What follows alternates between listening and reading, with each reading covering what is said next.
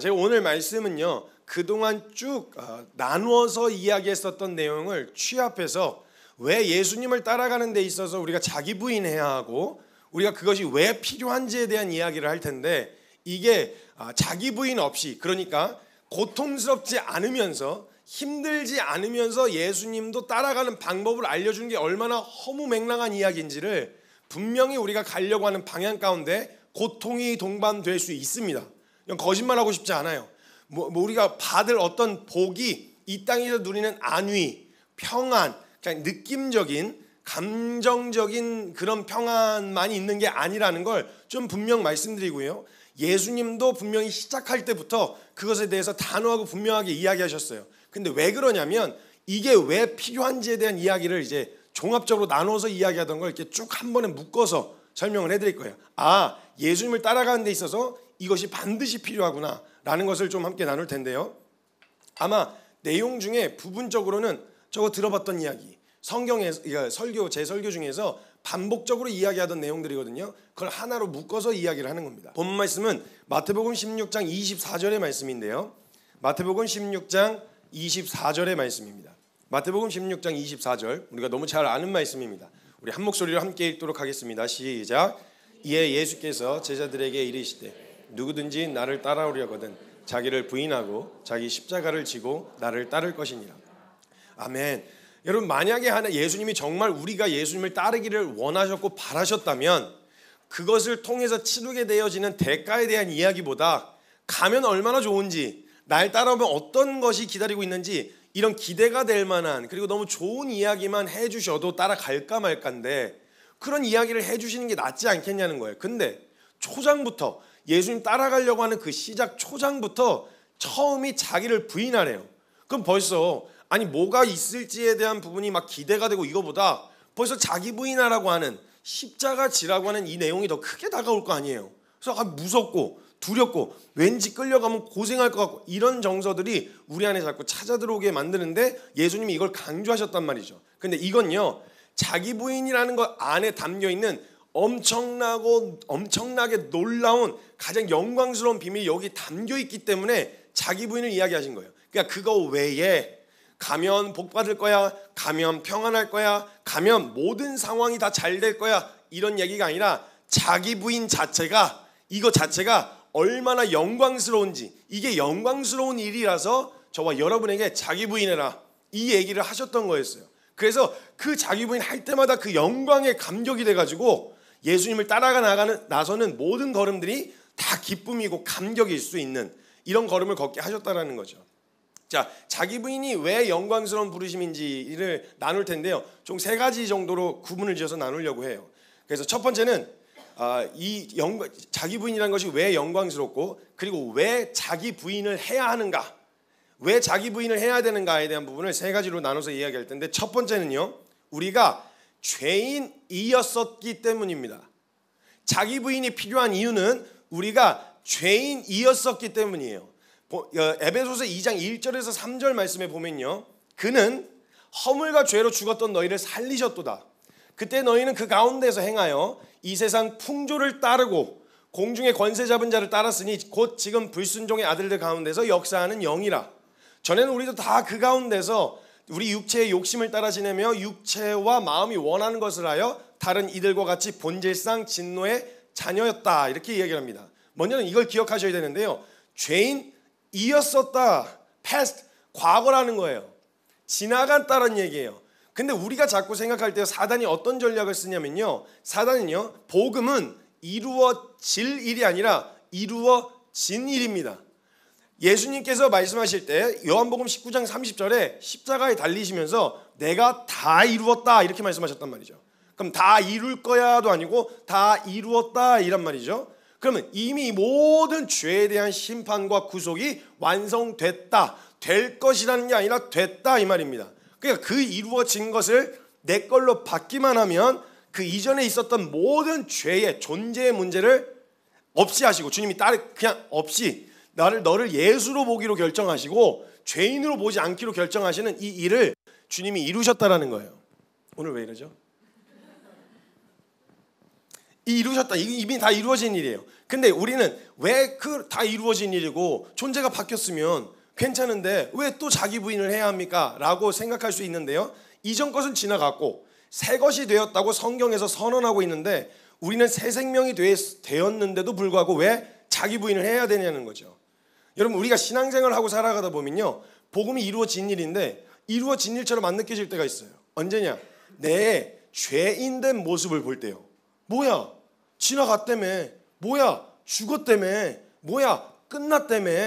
이거에 대해서 분명히 끝났다고 성경은 이야기하고 있는데 지금 현재 내 모습 가운데서 드러나는 내 실상이 여전히 죄인 같은 거예요. 여전히 죄인 같은 것처럼 느껴지는 거죠. 그래서 선뜻 믿음으로 살겠다는 결정도, 그리고 내가 다시 한번 난 새 생명입니다, 난 의인입니다, 이렇게 얘기하는 것도 망설여지는 이유가 뭐냐면 그렇게 했는데 자꾸 미끄러지는 거예요. 옛날 죄인이었던 모습들이 자꾸 드러나게 되어지는 거죠. 그러면 어떤 일이 일어나느냐? 이게 반복되면 다 이루셨다는 그 말씀에 대한 신뢰도가 떨어져요. 성경에서 이전 것은 지나갔고 넌 새 것이 되었다라고 선언하시는 이 말씀의 신뢰도가 떨어지는 거예요. 아니잖아. 여전히 남아있잖아. 여전히 안 바뀐 것 같잖아. 그래서 이게 사단의 전략이에요. 사단은요, 하나님이 이루신 진리를 바꿀 수 있는 능력은 없습니다. 다만 저와 여러분을 속여서 스스로 그 이루신 진리를 믿지 못하게 만드는 전략을 사용하는 게 사단의 전략이에요. 그래서 사단은 사사건건 모든 일을 마주할 때마다 결국은 이루어진 일을 의심하게 만드는 방향으로 모든 상황을 이용합니다. 그러니까 이런 상황에서 그 속임에 딱 속으면 계속 반복되는 내 모습이 있으니까 사단이 얘기하는 거죠. 저와 여러분의 양심을 통해서. 봐봐, 너 안 변했잖아. 너 그 성질머리, 너 그 습관, 너 그 안 변했는데 여전히 지금 승질도 부리고 이전에 하던 것도 하고 다 하고 있는데 너가 뭐가 새 것이야? 너가 뭐가 의인이 됐다는 거야? 이렇게 속이는 거죠. 그래서 그러네, 성경에 있는 내용은 사실이 아니네, 이거 아니구나 라고 성경이 말하는 바 외에 그 반대의 방향으로 가 엎어지게 만든다는 거예요. 이거 속임이에요, 속임. 그래서 이 상황 가운데서 우리가 새 것이 되었다는 하나님의 말씀을 신뢰하지 못하게 만드는데요. 그런데 여러분, 우리가 만일 예수 그리스도를 주로 시인하고 믿었다면 죄인이네, 내가 지금 죄인이네가 봐야 되는 게 아니고 죄인이었었다로 봐야 돼요. 우리가 죄인이었었다, 이걸 받아들일 때 내 연약함과 내 실상을 마주할 때 봐봐, 나 여전히 죄인이네, 이게 아니라 죄인이었었다로 봐야 된단 말이에요. 과거형, 죄인이었었다, 과거형으로 봐야 돼. 근데 수십 년 동안 그리스도 예수, 즉 새로운 길로 가는 삶이 있다는 걸 알지 못한 채 난 이 길만 있는 줄 알고 계속 걸어오다 보니까 이 삶에 적응을 해버렸어요. 그래서 익숙해졌고 이게 삶이 돼서 자연스러워요. 그렇게 생각하는 거, 그렇게 행동하는 거, 그렇게 말하는 게 몸에 배어버렸단 말이죠. 습관이라는 게 그거예요. 습관이 의식하지 않아도 몸이 먼저 반응하는 거. 이게 뭐라 해야죠? 저장이 되어버린 거예요. 그냥 이렇게 습득이 되어 있어서 어떤 상황이 되면, 그래서 맞던 사람들은요, 누가 이렇게 손만 올려도 바로 손이 이렇게 올라가는, 확 이렇게 올라가는. 그래서 제가 이거 회개하고 돌이켜야 되는 부분이긴 한데, 제가 이렇게 형제들을 조금 기강을 잡는다고 이렇게 좀 깨물고 다녀요. 제가 이렇게 막 깨물고 까불면 이제 자꾸 이렇게, 왜냐면 그게 질서가 무너지면 이제 공동체가 저희가 형제가 많아가지고 그러면 사역자들을 제가 조금 이렇게 그냥 재미로 하는 겁니다. 네, 죄송합니다. 정직하게. 그러다 보니까 제가 그냥 뒤를 지나가는데 형제들이 막 다 막 이렇게 몸이 먼저 반응하는 거예요. 이게 습관입니다. 길들여지는 거예요. 그러니까 우리는 어디에 되게 길들여지며 살아왔었냐면 내 생각과 내 원함을 법이라고 하는, 남에게 어떤 이제 그 법이라고 하는 그 울타리 안에서 분출할 만큼 분출해라, 선은 넘지 마라, 자멸하지 않을 정도만, 그래서 원하는 거 하면서 살아라 라고 하는 분위기 안에서 거기서 살아왔었다면 이게 길들여지고 습관이 된 거예요. 그래서 분명히 그 그리스도를 믿음과 동시에 지나갔다 새 것이 되었다는 걸 발견하는 순간, 아, 이렇게 안 살아도 되는구나 라는 걸 발견하고 이제 새로운 삶을 살아가는데, 문제는 이렇게 살아본 적이 없는 거예요. 그러니까 어색하죠. 그러다 보니까 걸어가다 보니까 가끔씩 습관적인 반응들이 나오기 시작하는 거예요. 그걸 사단이 기가 막히게 딱 그걸 짚어가지고, 너 그거 아직도 여전히 죄인인 거야. 봐, 너 예전에 그 죄인일 때 모습도 나타나잖아. 넌 안 변했어. 속여서 그래? 그럼 난 안 되는 거야? 그럼 성경이 새로운 길을 열어놨다, 새 생명으로 살 길이 생겼다라고 이야기한 이 신뢰가 떨어지게 되면 이 길로 더 이상 못 가고 다시 어쩔 수 없구나, 이 길로 가야 되는구나 하고 방향을 틀어 스스로 걷게 만든다는 거예요. 근데 우리가 그걸 믿기로 결정했고 이루신 복음을 받기로 결정했을 때는 한 가지 여러분이 확실하게 하셔야 되는 건 그 이후에 발견되어지는 그 모든 실상들이 죄인이구나, 지금 현재 내가 죄인이구나가 아니라 죄인이었었구나를 발견하셔야 돼요. 죄인이었었구나를 보면 오늘의 걸음과 오늘 내가 이걸 살겠다는 결정이 은혜로 다가오는데, 문제는 죄인이구나 하면 못 간단 말이에요. 왜냐면 말씀에 대한 신뢰가 떨어지니까. 그러니까 하나님 계속 수십 년간 죄인으로서 사고하고 생각하고 행동했던 우리의 습관들이 남아있는 거죠. 그래서 새로운 삶을 살고자 하는 우리의 걸음을 자꾸 막아서는 거예요. 자, 제가 이 예화를 많이 쓰는데요. 여러분 저기 지금 시계가 뒤에 있습니다. 그죠? 저기 벽걸이로 이렇게 저만 보라고, 빨리 끝내라고 저기 시계를 저기 눈앞에다 달아놨어요. 근데 여러분 만약에 지금 몇 시일까요? 여러분들이 핸드폰이나 손목시계가 없을 때 몇 시일까요? 라고 이야기하면 전부 다 그냥 뒤를 돌아서 시계를 확인하실 거예요. 그렇죠? 그리고 거기 있었던 게 익숙하고 거기 있다는 걸 이미 알고 반복적으로 여기에 와에 앉아 계시면요, 몇 시지 하면 그냥 자연스럽게 고개가 돌아가요. 그럼 이게 습관이 됩니다. 당연히 거기 있다고 인식하고 있거든요. 근데 이 시계를 갖다가 여기다 옮겨놨단 말입니다. 한 주에 이 시계를 여기다 옮겨놨어요. 그럼 제가 그 주에 가서 제가 성도님께 지금 몇 시죠? 라고 물으면 성도님들 10중 8구는 전부 다 이전에 봤었던 방향으로 이렇게 뒤를 돌아볼 거란 말이에요. 그럼 돌아봤잖아요. 돌아봤으면 이게 문제가 아니에요. 왜냐면 거기 있었던 습관적인 반응이니까 이거 자체가 문제가 아니란 말이에요. 그럼 여기서 이걸 봤어요. 없잖아요. 그럼 어떻게 하면 되죠? 있는 곳을 바라보면 되잖아요. 이렇게 단순한 걸 갖다가 신앙생활할 때 끝났잖아요. 다 지나갔어요. 근데 이전에 계속 보던 방향으로 우리가 신앙생활할 때 어떻게 자꾸 주저앉고 내 연약함 발견할 때마다 나는 믿음으로 못 살아 이렇게 얘기하는 게 어떤 꼴인지 한번 보세요. 몇 시입니까? 이렇게 뒤를 돌아봤는데 없어요. 저기를 옮겨놨는데 그걸 깨달은 거죠. 아, 저기 옮겼었는데 난 여길 또 봤네. 나는 가망이 없어. 나는 그냥 쓰레기야. 나는 그냥 될 놈이 아니야. 혼자 이러고 있는 거예요. 아니 왜 거기서 그러고 있냐고. 없네? 저기 있지? 이렇게 보면 되잖아요. 그럼 내가 내 죄인된 실상에 대해서 들여다볼 만한 내 연약함이 나왔다. 발견됐네? 그치? 이거 죽었지? 이거 끝났지? 이거 완성됐지? 나 죄인이었었지? 맞아, 나 이렇게 살던 인간이었었지? 근데 내가 어떤 은혜로 살았어? 다시 은혜가 생각나야죠. 그런데 우리가 이 습관 자체에 발견된 모습을 자꾸 현재 내가 진행형, 내가 죄인이라서 나오는 반응이라고 생각하고 더 못 나아가게 주저앉게 만든다는 거예요. 그러니까 이 습관들, 이전에 죄인이었던 습관들, 근데 여러분 이게 습관이라는 게요, 바꾸려면요 지금 우리가 알고 있는 가치관을 이해해야 되거든요. 여러분 마지막 선을 못 넘는 사람들이 있습니다. 다 좋아, 알겠어, 뭐 옳다는 것도 알겠고 진리도 알겠고 다 알겠어. 근데 그래도 우리가 살아가고 있는 세상은, 그래도 우리가 지금 이 땅을 디디고 육체를 입고 있잖아 라고 말하는데, 여러분 하나님 나라의 가치는요 이 세상에는 매칭이 안 되는 뜬구름 잡는 이야기가 아닙니다. 주님이 이 땅에서 하나님 나라의 가치로 살아가라고 만들어주신 공동체가 교회 공동체예요. 이 땅에서 육체를 입고 하나님 나라의 가치로 살 수 있다는 거예요. 그러니까 그 가치관에서 그 가치로 살아가야 되는데, 우리가 이 습관을 바꾸려면 우리 가치관을 이해해야 되는데, 요걸 넘어서지 못하는 요 지점, 그 마지막 지점이에요. 왜 그런지 한번 보여드릴게요. 여러분 가치관은요 우리의 삶의 전반적인 모든 영역에다가 영향력을 행사합니다. 지성, 감정, 의지, 이 모든 영역에 영향력을 행사해요. 왜냐하면 가치관이라는 건 옳고 그름의 기준을 삼은 거거든요. 내가 계속 그 옳고 그름의 기준, 그 다음에 선과 악의 기준, 그 다음에 이제 뭐 미의 기준, 그 다음에 부의 기준 등등, 그 시기를 살아가면서 내게 세워진 가치관이라는 건 삶의 기준이 되어지는 거예요. 이것에 의해서 행복의 기준, 슬픔과 기쁨의 이유 등 모든 영역에 실제적인 영향력을 행사해요. 그래서 가치관의 영향을 많이 받아요. 그래서 감정도요, 좋다, 나쁘다, 이거는요 진리가 아니고요, 그 가치관에 의해서 반응하는 거예요. 좋아 보이니까 좋다. 그리고 그 환경에 계속 노출됐었던 거죠. 그럼 이 가치관이 어떻게 형성되어지는지 보여드릴게요. 어떤 특정 문화에 반복적이고 지속적으로 노출이 되면 가치관이 형성됩니다. 가치관이 형성되어지는 시기에 그 시기에 어떤 특정 상황과 문화에 반복적이고 지속적으로 노출되어지면요 거기에 따라 영향을 받게 되어서 가치관이 세워지게 된다는 거예요. 그래서 여러분 다 커서 이민을 가면요 한국적인 마인드를 가지고 살아요. 근데 어렸을 때부터 가잖아요. 마인드 자체가 달라요. 문화 자체가 다르더라고요. 그러니까 어떤 환경에 지속적이고 반복적으로 노출되냐에 따라서 그 아이들 안에 사람 안에 가치관이 형성되어진다는 거예요.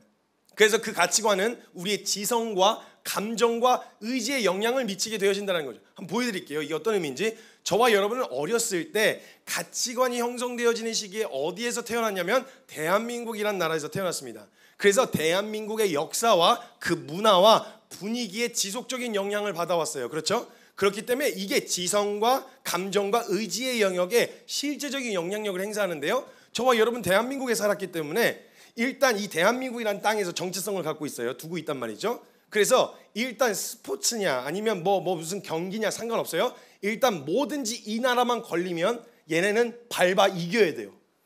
이 나라만 딱 걸렸다 우리하고 만났다 그러면 얘네들은 반드시 이겨야 돼요. 어느 나라죠?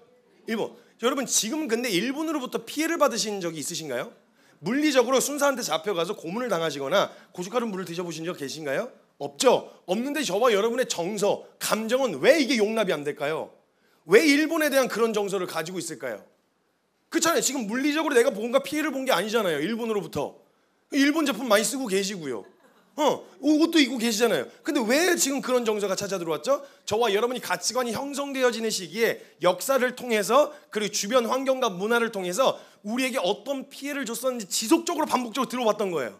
그러다 보니까 이런 상황에서 그 옳고 그름 그냥 만나면 밟아 이겨야 돼요. 막 그냥 월드컵 결승까지 갈 것도 없어. 한일전은 무조건 이겨야 돼.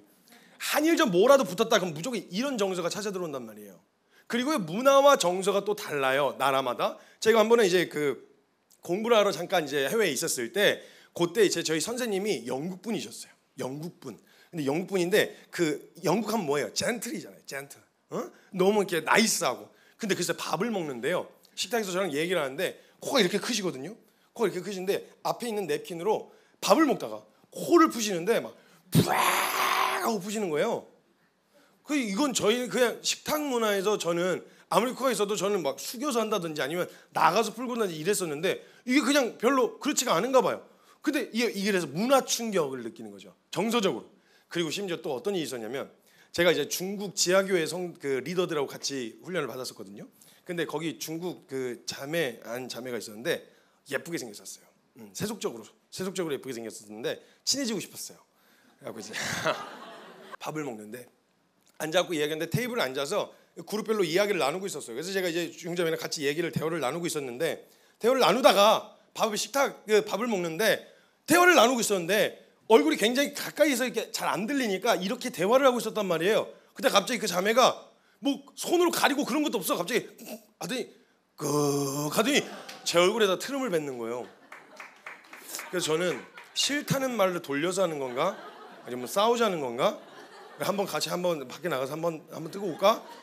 이게 무슨 일인가 싶은데 나중에 보니까요 그냥 꺽꺽 이렇게 하는 게 되게 자연스러운 거예요. 저는 싸우자는 줄 알았어요, 솔직히 처음에. 그래서 그때 이제 딱 환상이 깨졌죠. 근데 어찌됐건 이런 것처럼 거기는 문화예요. 거기서는 별로 지저분하다거나 무례하다라는 개념이 아닌 거예요. 근데 이게 그러니까 문화 안에서 어떤 문화 안에서 지속적이고 반복적으로 노출되어 살아오다 보니까 그게 기준이 된 거죠. 그럼 대한민국이라는 나라에서 태어나면 다 같냐? 그것도 아니에요. 지역별로 또 다르죠. 지역별로. 그래서 전라도, 경상도 지역 갈등이 있는 이유가 뭐예요? 어려서부터 노출되어 살아오는 환경 가운데서 뭘 듣고 배웠냐는 거예요. 뭘 듣고 배우고 그 안에 노출되어 살아왔느냐에 따라서 지금 상황에서 뭔가 경상도하고 전라도하고 싸울 이유가 없는데 그거 가지고 그거 배워왔으니까 그거 가지고 서로 막 물어뜯고 막 난리가 나는 거예요. 그리고 지역별로 다른 것뿐만 아니라 또 가정별로 문화가 달라요.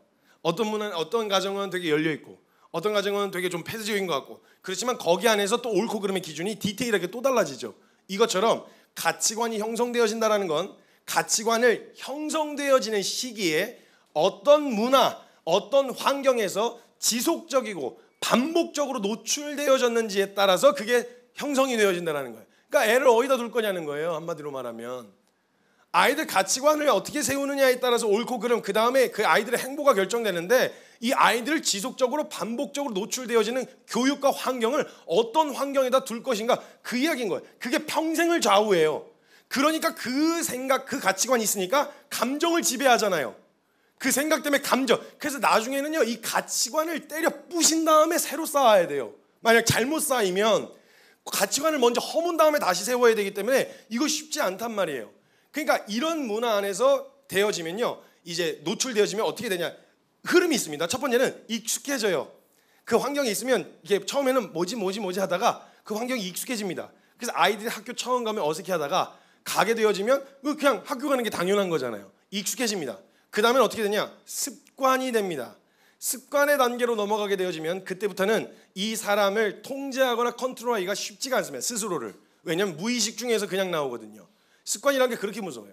제가 저희 자매들, 저희 사역자들 그 자매들한테 항상 하는 게 다리 꼬지 마라. 다리 꼬지 마라. 그리고 제가 그 믿음에 대한 원리를 설명한다고 뭐 이렇게 채용 교정 받는 그런 이제 그 자격증을 한번 땄었어요. 너무 비슷해가지고. 그래갖고 근데 거기 갔더니 교수님이 그러시더라고요. 모든 만병의 근원은 자세다. 자세. 그래가지고 그냥 이렇게 쭈글 앉아갖고 이렇게 쭉 빼고 있는 거, 그 다음에 이제 막 허리 이렇게 다리 꼬고 있는 거, 이런 거 얘기하잖아요. 제가 이렇게 얘기하잖아요. 전부 다 자세를 고쳐 앉으려 그래요. 몰래 그냥 슬쩍. 벌써 느낌이 이게 잘못됐다는 거 알거든요. 근데 문제는 뭐냐면 이 자세가 습관이 돼버린 거예요. 무의식 중에 다리가 올라가는 거예요. 그럼 제가 막 가서 다리 펴, 다리 꼬지 마. 그리고 막 이런 잘못된 습관들, 막 손톱 물어뜯고 막 이런 습관이 있으면 제가 막 손등 때리고 손바닥 밖에 자 같은 걸로 이렇게 때리면 하지 말라고, 그거 잘못된 거라고 하는데요. 누가 옆에서 깨워줘야, 그래야 의식해서 아 맞다 이렇게 해요. 안 그러면 하고 있는지도 몰라요. 자기가 다리가 올라갔는지도 몰라요. 그리고 자세를 고쳐 앉아도요, 이게 이미 습관이 되고 몸에 배어버려서요, 옆에서 반복적으로 얘기 안 해주면 10분만 지나보세요, 다시 원래대로 돌아가실 거예요. 이게 습관이에요.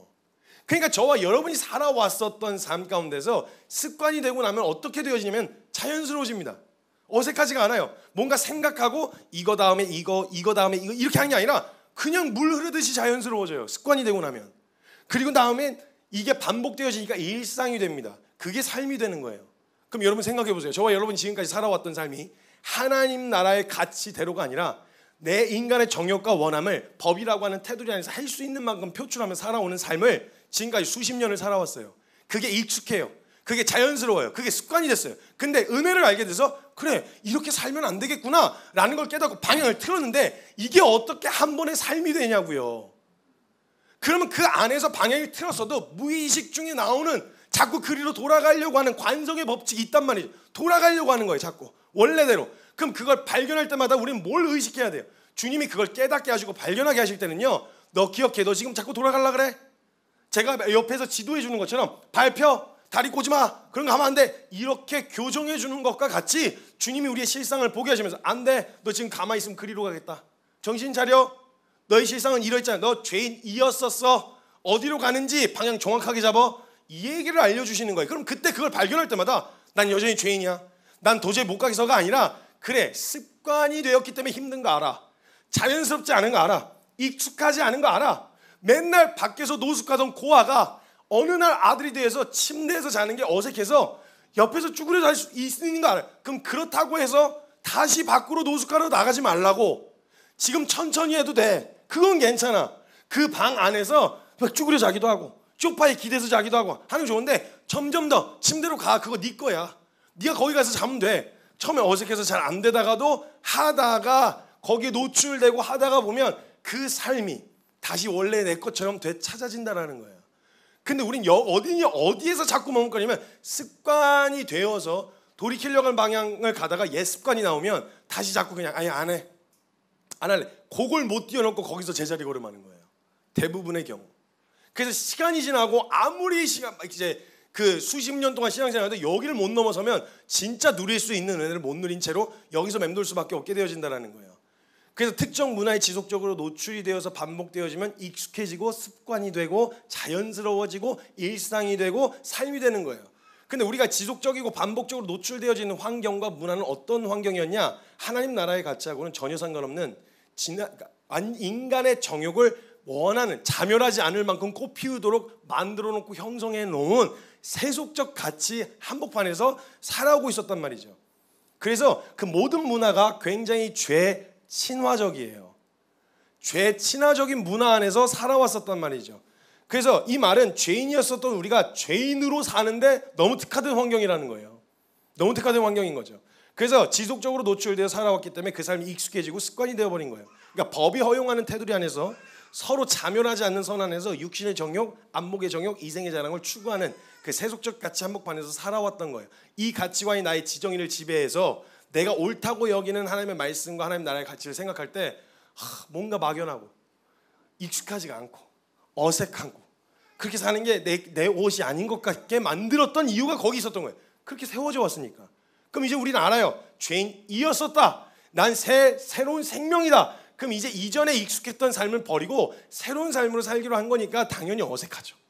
여러분 미국을 여행이 아니라 이민 가려고 하면 준비하셔야 돼요. 여행은 영어 공부 그렇게 많이 안 하셔도 돼요. 근데 이민을 가시려고 하면 거기서 영어 안 쓰고 살면 불편한 건 남이 아니라 나예요. 거기서 그 나라의 언어를 쓰고 그 나라의 법을 따라야 그곳에서 살아가는 삶이 우리 안에서 자연스러워질 수 있고 익숙해질 수 있는데 문제는 그 지금의 삶을 고스란히 가져가서 거기서 그 나라에서 그 문화대로 살려고 하면 내가 불편하죠. 그러니까 어색하잖아요. 분명 나 주님 믿는다고 말하는 것 같은데 하나님 나라의 법이 막 어색하고 안 맞고 그러니까 여기서 그 문화를 형성하는 거예요. 미국에는 살고 있지만 코리아타운을 만드는 거죠. 그러니까 하나님 나라의 가치라고 교회에서 지내고 있지만 세속적인 가치로 교제하고 세속적인 가치로 관계하고 세속적인 가치 이렇게 되어지는 문화를 형성해 놓으면 그 무슨 의미냐는 거예요. 여러분 교회를 그렇게 만들면 무슨 의미가 있을까요? 여러분 새로운 생명 얻고 새 생명으로 살아가고 싶은 마음과 그것에 대한 격려, 위로와 용기를 얻고 싶어 교회 오시는 거 아니에요? 그럼 교회가 적당히 타협해서 피곤하시니까 어려우시니까 힘들고 삶이 고단하고 힘드니까 그런 대로 살 수 없습니다. 어떻게 이 성경대로만 삽니까? 라고 이야기해 주는 게 그게 교회입니까? 그걸 원하시는 거 아니잖아요. 분명히 해야죠. 사실이다. 이루어진 일이다. 아직 어색해서 그런 거다. 내 습관이 너무 오랫동안 자리 잡고 있어서 그걸 해결하는데 시간이 걸릴 뿐 그 삶을 취하고 나아가는데 전혀 지장 없다. 이걸 계속 이야기해 줘야 됨이 맞지 않냐는 거예요. 근데 부담스러우니까 얘기 잘 안 하려고 그러죠. 죄에 대한 이야기 해야 되니까. 그리고 그걸 돌아서서 우리가 따라가자는 이야기를 해야 되니까 부담스러워서 말을 못하게 되어진다는 거예요. 이렇게 죄인이었었고 또 죄인이 살기 좋은 죄 친화적인 환경과 문화 가운데 살면서 자리 잡은 우리의 가치관이 우리가 따르기로 했고 그리고 그 살기로 결정한 그리스도인의 삶을 살아가는데 방해가 되기 때문에 그 습관적인 죄의 반응이 나타나는 내 모습을 볼 때 부인하는 거 아니지 난 그 습관대로 살지 않을 거야. 왜냐면 난 죄인이었었어. 여전히 죄인이 아니라 난 죄인이었었어. 그래서 그 삶을 다시 돌아가지 않을 거야. 그건 끝났어. 이전 것은 지나갔어. 라고 하는 이 자기 부인. 그래서 필요한 거예요. 안 그러면 계속 습관대로 살 거니까. 그래서 여러분 자기 부인의 원리는 성경에서만 쓰는 게 아니라 여러분이 살아가는 삶 가운데서도 일상에서 쓰고 계세요. 여러분 만약 원하는 대학교라고 하는 목표가 있다고 칩시다. 그럼 그 목표를 들어가려고 하는데 마음과 감정과 생각들이 원래 원체적으로 막 잘 놀던 사람이 갑자기 책상 앞에 앉아서 공부하려고 하면 이게 잘 돼야 안 돼요? 안 되죠. 그러면 어떻게 해야 돼요?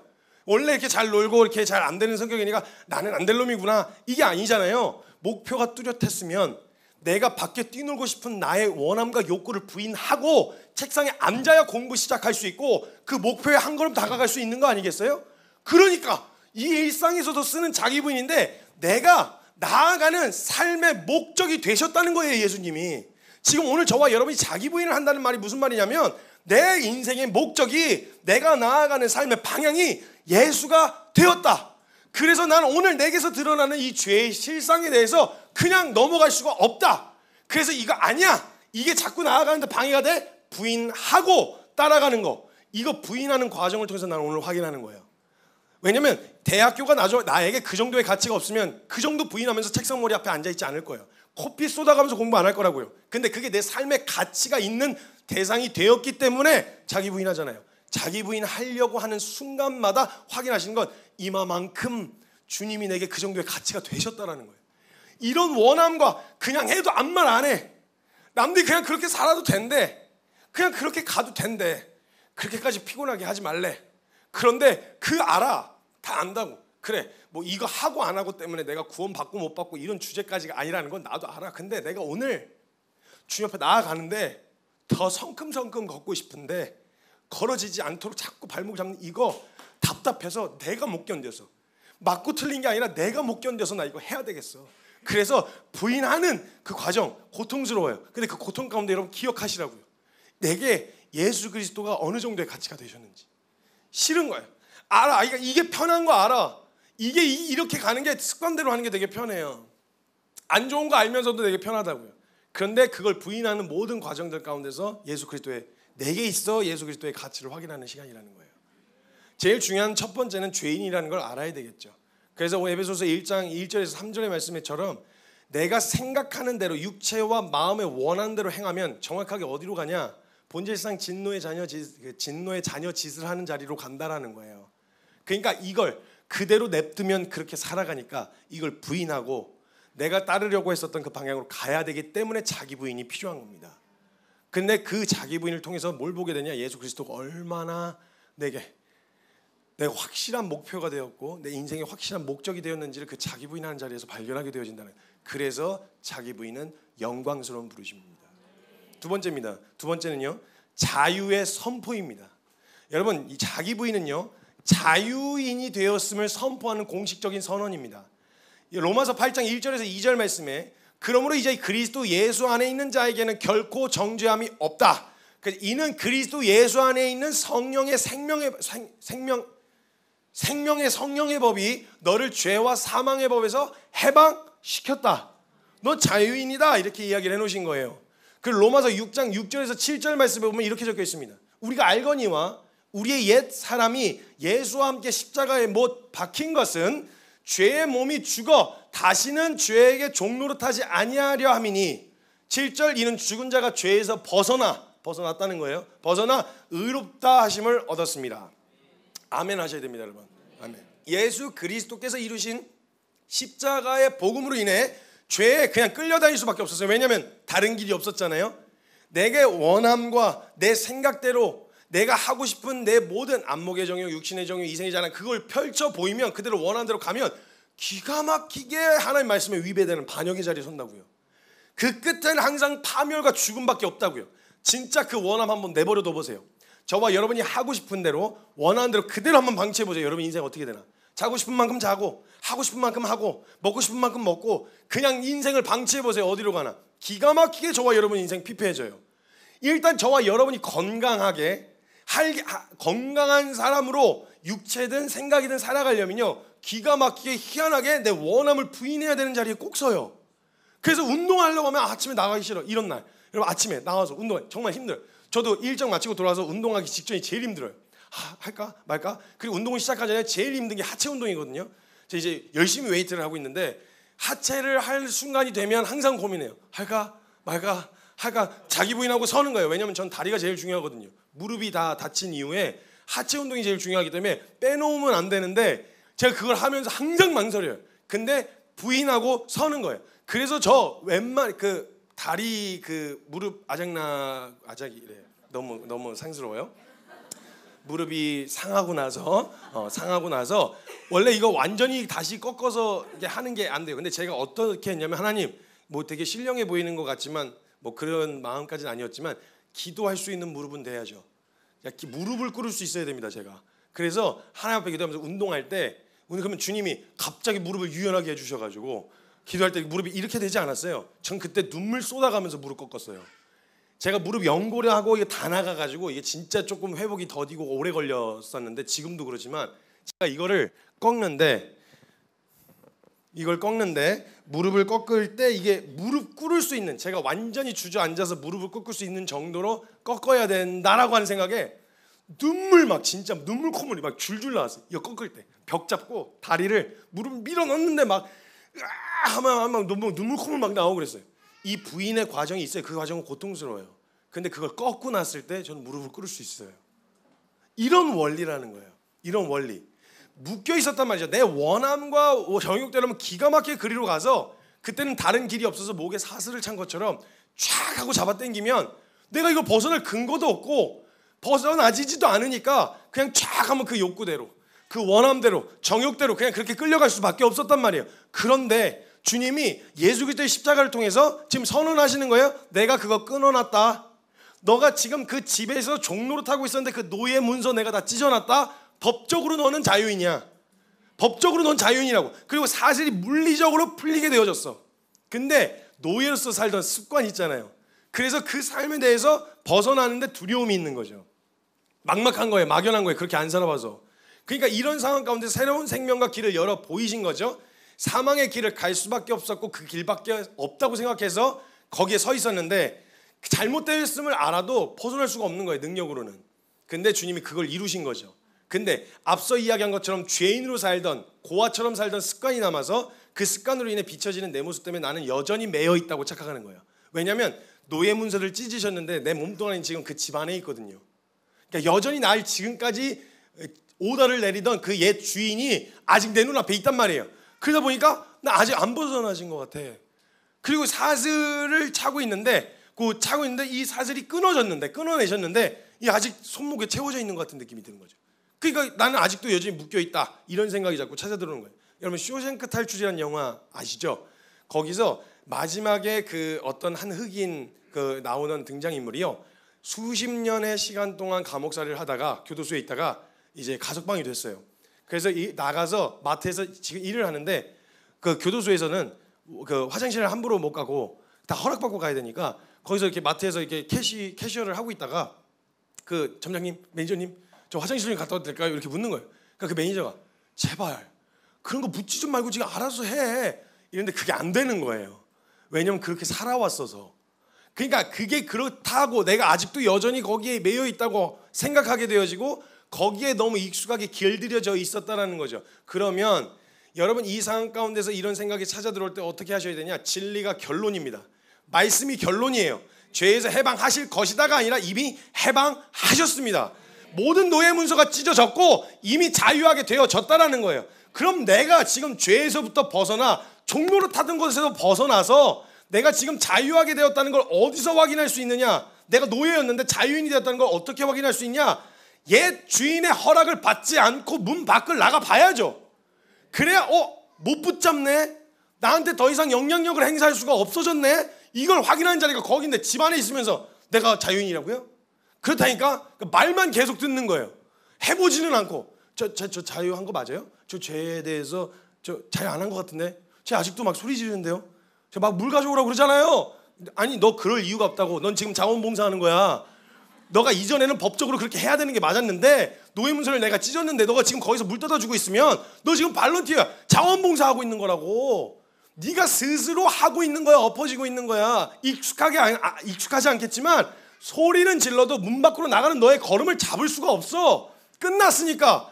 그러면 그때 어디 다녀오겠습니다 이렇게가 아니라 주인이 뭐라고 떠들든지 옛 주인이 뭐라고 떠들든지 상관없이 내가 성큼성큼 걸어서 그 얘기를 막 이렇게 와 돌아와 물 떠와 라고 이야기하는 듣지 않고 문을 열고 걸음을 딱 내디뎌 보면 진짜네. 나 벗어났네. 나 끝났네. 근데 그 문 밖에 나가진 않고 문 앞에 서가지고 나 나가면 이거 진짜 회초리 엄청 맞을 텐데 이거 이 두려움을 사로잡혀서 못 벗어나고 있다. 그러니까 자유인이라고 아무리 얘기를 해줘도 자유를 못 누리시는 거예요. 이 사슬이 끊어졌다. 날 더 이상 속박할 수가 없다는 거 언제 볼 수 있냐? 이 사슬의 길이 한계점까지 가봐야죠. 그럼 원래 가다 보면 여기서 텅 하고 잡혔었는데 끊어졌다면 사슬을 끌고 여길 걸어 나가도 이제 더 이상 못 붙잡는 거예요. 사슬이. 그걸 확인하는 자리까지 가야 되는데 문제는 안 가는 거예요. 왜? 무섭다고, 어렵다고, 그렇게 하고 싶지 않다고, 이게 익숙하다고, 자연스러우니까 그 삶을 선택해서 눌러 앉아 있는 거예요. 그래서 자기 부인이 필요한 거예요. 자기 부인은요, 나 노예였었는데 나 이제 자유인이야 라고 말하는 해방과 자유의 선포가 자기 부인이에요. 난 더 이상 그 원한과 정욕대로 이전에 살았어야만 했어. 근데 이젠 더 이상 그렇게 하지 않아도 되는. 왜? 복음을 알게 됐고 그 복음 안에 십자가 주님이 열어놓으신 길이 있다는 걸 발견해서 진짜요? 나 끝난 거였어요? 나 그럼 이제 이렇게 안 살지 하고 부인하고 돌아서서 문 밖을 나서는 거, 이건 자유의 선포다 이 말이에요. 대한독립 만세! 이거와 같다는 거예요. 벗어나게 되어졌다. 끝났다. 확인되어진 거예요. 이게 자유의 선포이기 때문에 그래서 자기 부인은 영광스러운 부르심입니다. 세 번째입니다. 여러분, 자기 부인은요 가장 순전한 사랑의 고백입니다. 여러분, 자기 부인의 역사는요 죄인이 된 다음에 생긴 게 아닙니다. 자기 부인의 역사는 원래 창조되어질 때부터 존재했습니다. 왜 그런 거냐면 하나님은요 우리를 창조하실 때 목적 자체가 일꾼 내지는 어떤 또 다른 피조물 중에 하나가 아니라 사랑과 교제의 대상으로 창조하셨어요. 사랑이 목적이었어요. 그래서 예수님이 오셔서 이루시는 복음의 내용을 보면요 그때 어떤 목적으로 인간을 생각하셨고 대하셨는지를 알 수 있어요. 예수님이 마지막 기도하실 때 하나님, 이들도 내 사람들도 다 우리 하나님의 연합 안에 있게 해달라고, 우리 하나님과의 가장 완전한 사랑 안에 있게 하사. 이 말은 사랑과 교제의 대상으로 애시당초 만들었다는 거예요. 주님은요 낙타나 강아지를 보시면서 주여 하나님이 내 반려견을 하나님의 완전한 사랑 안에 있게 하사 이렇게 안 하셨어요. 가장 아끼던 낙타, 그 당나귀, 예루살렘 입성할 때 그 타고 가셨던 당나귀 끌고 가서 하나님 이 당나귀를 하나님과 우리 안에 있게 하사 이렇게 안 하셨어요. 다른 어떤 피조물은 전혀 그런 그 대상이 없으셨어요. 다만 인간에 대해서는, 사람에 대해서는 하나님의 그 완전한 사랑 안에 있게 해달라고 요구하셨어요. 이 말은 애시당초 창조의 목적 자체가 그렇다는 거예요. 사랑과 교제의 대상이었어요. 그런데요 이 사랑이라고 하는 것에 가장 중요한 전제가 붙는데 그건 뭐냐? 자발성과 능동성입니다. 그러니까 내가 오늘 하나님 앞에 나아가는 이 걸음은 자의적이어야 되지, 조건이 갖춰져 갖고 안 나가면 그냥 후드로 맞는 약간 모태신앙 같은 느낌? 이 조건과 상황이 그래서 어쩔 수 없이 하게 되어지는 건 그건 사랑의 결정이 아닙니다. 그러니까 오늘 하나님 앞에서 우리가 나아갈 때 자의적인 결정과 선택으로 나아갈 때야 사랑이 확인되어지는데, 문제는 에덴 동산이라는 곳이 모든 만물이 하나님의 능력을 드러내고 있었어요. 모든 만물이 에덴 동산에 있는 모든 지어진 것들이 다 하나님의 능력과 신성을 드러내고 있었단 말이죠. 모든 게 다 하나님이었어요. 하나님의 아름다움, 하나님의 크심, 하나님의 영광, 하나님의 모든 것들이 다 드러내고 있었는데, 그 환경에서 내가 오늘 하나님 앞에 나아가는 이 걸음이 자의적인 것인가? 사랑을 확인할 기준이 없는 거예요. 왜냐면 하나님밖에 없으니까 가야지 뭐 어떻게 뭐 길이 그거밖에 없는데. 그러면 이러면 이게 진짜 온전한 사랑 안에 있는지 확인하기 어렵단 말이죠. 그래서 하나님은요 자의적이고 자발적인 결정이 사랑에 의한 결정인 걸 확인하시기 위해서는 반드시 하나님 이외의 가능성을 하나 두셔야 했어요. 그런데 하나님 이외의 그 가능성이 너무 비교가 안 되는 가치로 두면은, 그러면 당연히 보고 나서도 이걸 누가 선택해 이렇게 될 거 아니에요. 그래서 너무 매력적이어야 했어요. 객관적 가치는 하나님하고 비교할 수는 없지만 하나님 이외의 또 다른 선택지가 굉장히 매력적이어야 했어요. 그래서 하나님이 동산 중앙에 선악과를 두십니다. 그 선악과가요 역겹고 더럽게 느껴진 게 아니라 보기에 지혜롭게 할 만큼 탐스럽게 보여줬던 이유는 뭐냐? 하나님을 선택하는 그 모든 걸음 가운데서 동산 중앙에 있어서 지나치는 모든 과정에서 볼 때, 여러분 그때 하와가 뱀한테 유혹을 받을 때요 그때만 맛있어 보였던 게 아니었을 거예요. 분명 모든 순간이, 선악과를 발견해서 보는 모든 순간이 맛있게 지혜롭게 할 만큼 탐스럽게 보였을 거거든요. 그런데 그 모든 과정 가운데서 아담과 하와가 그 선악과가 너무 매력적이고 탐스럽고 생겼고 너무 좋아 보이지만 그것을 지나쳐서 탐스럽네, 좋네, 야 되게 맛있게 생겼다 하고 지나쳐 하나님께로 가는 그 걸음이 가장 순전한 사랑의 고백이 되게 했어요. 그 선악과가 존재함으로 인해서. 그렇잖아요. 여러분 만약에 아내하고 남편이 있다 치죠. 그래서 자기야 나 사랑해. 아내가 물었어요. 야 니밖에 여자가 없어. 니밖에 없어. 그래서 그냥 하는 거. 이러면 어떠세요? 막 상처받지 않겠어요? 근데 여러분 만약에 똑같은데 여성이 절반입니다. 인구의 절반. 그러니까 객관적으로 느껴졌을 때요 세상에서 이 사람이, 내가 옆에 있는 이 사람이 세상에서 제일 이쁘냐라고 질문하면 객관적으로 세상에서 제일 예쁘지는 않습니다. 그러나 이 사람 마음 안에, 남편의 마음 안에, 남자친구 애인의 마음 안에 다른 수많은 매력적인 여자들이 매력적이게 안 보이겠어요? 이쁜 여자를 보면 이쁘죠. 솔직히 아닌 것처럼 표정을 그렇게 해요. 나만 이상한 사람 만드네. 그렇잖아요. 솔직히 이쁜 사람 만나면 이쁘잖아요. 이쁘다 뭐 그냥 이렇게 여자는 안 그래요? 멋있다 그러잖아요. 막 오 이렇게 가잖아요. 그러니까 좋은 거 눈에 보이는 대로 좋을 수 있잖아요. 그러나 그 모든 매력적인 조건이 있다고 하더라도 내가 사랑할 때는 이 사람 하나다. 내가 결정된 의지. 그래서 사랑은요, 감정에 가깝지 않습니다. 사랑은 의지에 더 가까워요. 감정은 부분에 불과하고요. 사랑이라고 하는 것은 옳은 것을 선택하여, 내 기준이 옳다는 것을 선택하여서 감정대로 반응하는 게 아니라 의지적인 결정으로 나아가는 게 사랑입니다. 보세요. 로마서 5장 8절에 보면 우리가 아직 죄인 되었을 때에 그리스도께서 우리를 위하여 죽으심으로 하나님께서 우리에 대한 자신의 사랑을 확증하셨다 하셨죠. 자, 보세요. 죄인이었었다는 말은 하나님이 느끼셨던 정서로는 절대 용납이 안 되는 상태를 말하죠. 정서적으로 진노하신다 그랬거든요. 감정적 반응이에요. 그럼 그 반응대로 하셨더라면 어떻게 하셔야 돼요? 심판하셔야 되죠. 그런데 정반대의 결과가 나왔단 말입니다. 하나님이 우리가 죄인 되었는데 그리스도께서 우리를 위하여 죽으셨다라고 하는 의지적 결정을 하셨어요. 정반대의 결정을. 느끼는 거와 상관없는 결정을 하셨단 말이야. 그 이유가 뭐냐? 하나님께서 우리에 대한 자신의 사랑을 확증하셨다. 그래서 의지적 결정에 더 가깝습니다. 사랑은 옳은 것을 향한 결정. 그래서요, 이 상황 가운데서 하나님이 자유의지를 우리에게 주시고 하나님 이외에 선택할 수 있는 아주 매력적인 선택지를 두신 거예요. 그게 바로 선악과죠. 그래서 선악과는 아주 매력적이었어요. 근데 우리가 가끔 그런 기도를 하는 거예요. 하나님, 죄가 미워지게 해주세요. 죄를 멀리할 수 있게 해주세요. 하나님 그러실 이유가 없어요. 매력적이어도 돼요. 왜냐하면 그럴수록 우리가 그것을 지나쳐 주님께 걸어가는 그 걸음이 가장 순전한 사랑이라는 걸 확인할 수 있는 자리거든요. 그렇기 때문에 굳이 멀리 두실 이유가 없는 거예요. 우리 상황 가운데서 유혹이 될 만한 상황들을 그대로 두시고 여전히 우리 앞에 선악과가 있어요. 수많은 선악과들이 놓여 있어요. 옛날에 에덴 동산에서는 하나였는데 우리는 이미 죄인들이 그 정욕을 막 펼치면서 살아가는 문화를 형성해 나갔고 보이는 족족 다 선악과인 거예요. 네온 사인도 선악과, 옆에 여성도 선악과, 남성도 선악과, 부, 명예, 돈, 이 모든 것들이 다 선악과처럼 우리 앞에 놓여 있단 말이죠. 그런데 그걸 하지 말아라, 이 말이 아니라 그 가운데서 우리가 그것을 지나쳐서 그것을 선택하고 하나님이냐 아니면 그 다른 가치냐라고 했을 때 그것을 지나쳐서 주님 앞에 걸어갈 때 주님이 오시면서 야, 그거 쉽지 않았을 텐데, 일부러 시험하려고 하시는 것보다 그냥 그 앞에 있어요. 그 사랑을 자기도 확인할 수 있잖아요. 그래서 나는 오늘 그걸 지나치면서 깨닫는 거예요.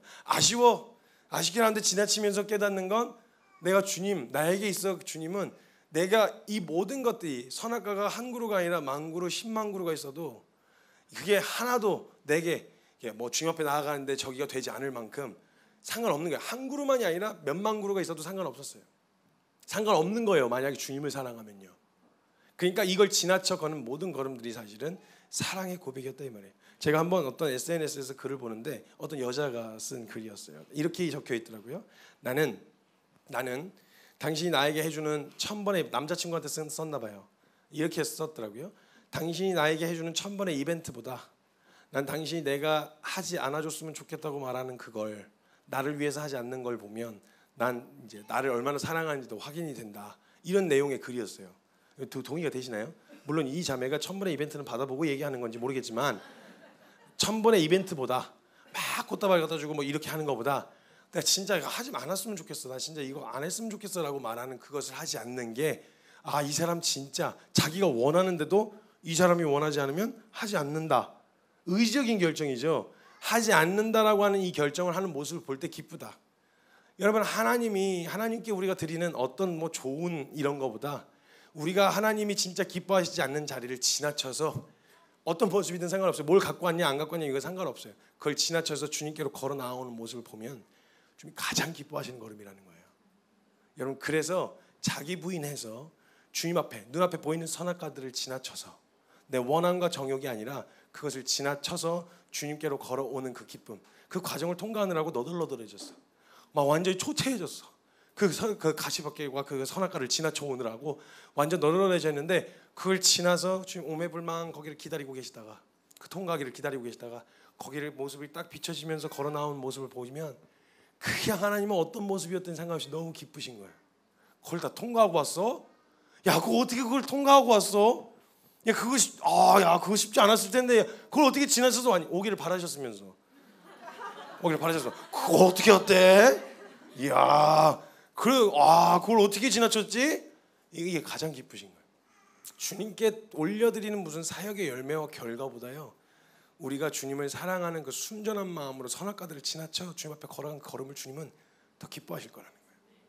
그래서 자기 부인은 하나님을 향한 우리의 가장 순전한 사랑을 확인하는 자리이기 때문에 가장 영광스러운 부르심입니다. 그래서 우리가 자기 부인을 해야 되는 거예요. 그래서 예수님이 십자가 지고 따라오라 하셨던 말씀은 자기 고통 나도 갔는데 너도 똑같이 당해봐 이렇게 하시는 게 아니고요. 그 자리 가운데서 우리에게서 하나님이 어떠한 분이신지 확인되어지고 우리가 죄에 더 이상 매여 있지 않은 자유인이 되었음을 선언하는 자리이며 죄에서 벗어나서 어떤 은혜를 받은 자인지 확인하는 자리이기 때문에 너 그건 반드시 해야 돼. 그래서 자기 부인해야 할 만한 상황들을 굳이 걷어가지 않으셨어요. 왜냐면 그걸 지나칠 때마다 확인되거든요. 맞아, 이런 난 죽었지. 나 새 생명 되었지. 맞아, 나 이제 자유인이지. 그렇지, 내가 주님 사랑하지. 사랑을 확인하고 자유를 확인하고 은혜를 확인하는 자리, 그게 자기 부인입니다. 그래서 주님은 굳이 저와 여러분 앞에 있는 선악과를 거두어가지 않으시는 겁니다. 여러분, 우리 앞에 놓여지는 수많은 선악과들이 있을 겁니다. 우리 그 선악과를 어떤 이는 과감하게 통과하실 수도 있겠고 어떤 이는 머뭇거리다가 먹을까 말까 근데 그렇게 매력적일수록 그 시간을 지나서 거기까지 다 닿았어 근데 너무 매력적이어서 닿았다가 에이씨 이러고 그냥 걸어가서 속상한 마음에 와서 내가 그거 몰랐는데 안 먹었어요 하고 와 있는 그 모습이 뭔가 신앙적으로 멋있어 보이진 않잖아요. 그냥 우리가 봤을 때. 근데 주님은 아이고 그렇게 먹고 싶었는데 그걸 지나쳐서 왔어. 그렇게 하고 싶었는데 그거 지나쳐서 온 거야. 잘했어. 고맙다. 주님이 이 가장 기뻐하시는 믿음의 결정, 자기 부인입니다. 여러분, 우리 그 자리에 함께 서서 주님을 향한 가장 순전한 사랑을 고백할 수 있었으면 좋겠고요. 우리가 진짜 하나님의 은혜로 자유인이 되었고 해방된 자라는 걸 보실 수 있었으면 좋겠고요. 우리가 어떤 사람과 은혜를 받았는지 그 자리에서 경험하실 수 있었으면 좋겠습니다. 제가 같이 좀 기도합시다. 제가 같이 기도할 때요, 여러분, 예수님 말씀하십니다.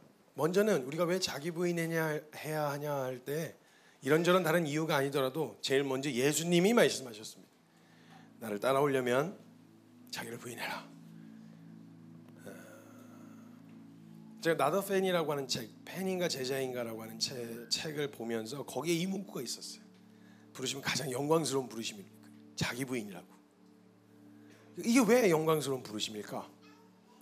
가면 굳이 당하지 않아도 될 일을 당할 수도 있는데, 가면 남들이 다 안 하는데 굳이 해야 될 일이 있을 수도 있는데, 다 해도 된다고 말하는데 안 해야 되는 일들도 있을 수 있는데, 이게 왜 우리에게 영광스러운 부르심일까? 묵상을 하면서 기도를 하면서 준비를 하다가 이것들을 하나씩 발견하게 되어진 거예요. 더 많아요. 더 많죠. 여러 가지 더 정리하고 있었던 것도 있었는데 그냥 크게만 봐도 이래요. 죄인이었었던 우리를 발견하고 은혜로 다시 살게 하신, 새로운 길을 열어 보이신 하나님의 은혜를 발견하는 자리였어요. 그리고 그것을 지나쳐 걸어갈 때마다 그래, 나를 속박할 수 없구나, 나를 구속할 수 없구나, 더 이상 죄가 나를 주장할 수가 없구나 라는 것을 확인하는 자유와 해방의 선언이었던 거예요. 그리고 정말 매력적이고 정말 내게 너무 내가 갖고 싶어 하는데 원함과 내 소망함이 묻어있는 그 자리가 있다고 하더라도 그것이 하나님과 위배되는, 하나님과 정반대에 있는 자리라면 그것을 아쉽지만 지나쳐 주님이 함께로 걸어가는 모든 걸음들이 한 걸음 한 걸음이 주님을 향한 가장 순전한 사랑의 고백이 되는 거예요. 그 한 걸음, 그걸 등을 돌릴 때 주님 사랑해요. 그것부터 멀어져 주님께로 한 걸음 향하기 시작할 때 주님 사랑합니다. 저 주님 진짜 사랑해요. 정말 사랑해요. 멀어질수록, 그것과 멀어질수록 확인하게 되는 거예요. 그래, 주님은 진짜 다른 무엇과도 바꿀 수 없는 내게 가장 소중한, 내 가장 사랑스러우신 분이다. 내 전부다. 이걸 확인하는 자리, 자기 분입니다. 예수님의 말씀 그대로 선포합니다. 여러분, 누구든지 예수님 따라가려면 자기를 부인하고 자기 십자가를 지고 예수님을 따라야 합니다. 이건 예외 없습니다. 그리스도인으로 살고자 하는 모든 이에게 해당되는 내용입니다. 수준도 있고 처음 보게 되어져서 예수님이란 개념과 그분이 실존한다는 걸 안 지 얼마 안 돼서 초입 단계에 있다고 하더라도 우리가 결국은 궁극적으로 나아가는 방향은 어디로 가야 하냐? 누구든지 나를 따라오려면 자기를 부인하고 자기 십자가를 지고 나를 따를 것이니라. 이건 절대 양보할 수 없습니다. 교회라면 양보해서는 안 되는 가치입니다. 우리가 고통스러울 수 있습니다. 어려울 수도 있습니다. 이 걸음을 굳이 하지 않아도 될 일을 해야 될 때도 있을 수 있습니다. 그러나 교회는 이 가치를 양보해서는 안 됩니다. 적절하게 세상의 가치와 하나님 나라의 가치의 타협점을 찾아주는 게 교회가 아니라 이 땅 한복판에서 그리스도인으로 하나님 나라의 가치대로 살 수 있다고 외쳐주는 게 교회가 되어야 합니다. 여러분, 저는 이 가치에 대해서는 양보할 수 없습니다. 우리 시간 같이 기도할 때 다른 거 몰라도 타협하지 맙시다. 시간이 걸릴 수 있습니다. 속도가 느릴 수 있습니다. 그러나 하나님, 내가 나를 부인하고 주님을 따라가는 이 걸음은 절대 타협할 수가 없습니다. 주님 따라가겠습니다. 언제가 됐든 저 주님 반드시 따를 겁니다 라고 하는 그 믿음의 결정 우리 주님 앞에 함께 올려드려야 합니다. 이 시간 같이 기도할 때 우리 사랑하는 주님의 이름 간절하게 한번 크게 부르짖고 동성으로 같이 기도하며 나아갑니다. 주여!